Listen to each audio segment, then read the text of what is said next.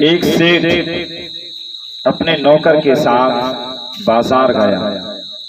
बाजार में से सामान खरीदा। सामान लेकर के दोनों आ रहे थे। रास्ते में अजान होती है।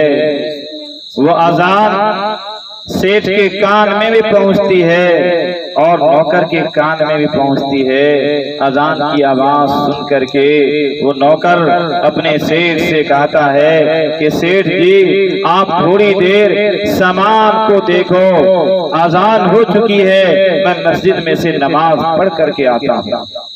वो नौकर मस्जिद पहुंच जाता है। पहुंच करके नमाज पढ़ता है। नमाज पढ़ने के बाद कुरान रखा हुआ होता है। वो कुरान खोल करके पढ़ना शुरू कर देता है। इधर से जो सामान के पास बैठे बैठे नौकर का इंतजार कर रहा होता है। जब सेठ ने देखा कि नमाजी नमाज पढ़ पढ़ करके अपने घरों से निकल चुके हैं, तो वो सेठ को गुस्सा आता है। मारे गुस्सा के वो मस्जिद के गेट पर पहुंचता।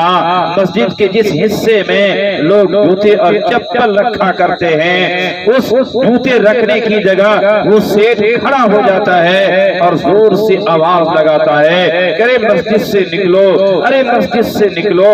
जब वो आवाज नौकर के कान में पहुंचती है तो नौकर अपने सेठ से कहता है कि सेठ जी मैं तो आना चाहता हूँ लेकिन मुझे निकलने नहीं दिया जा रहा है। ये सुन करके वो सेठ गुस्से में कहता है, अरे कौन है जो तुमको मस्जिद से निकलने नहीं दे रहा है? वो नौकर जवाब देता है कि सेठ जी जो आपको मस्जिद में घुसने नहीं दे रहा है वही मुझे मस्जिद से निकलने भी नहीं दे रहा है। जो आपको मस्जिद में घुसने नहीं दे रहा है वही जात मुझे मस्जिद से निकलने भी नहीं दे रही है।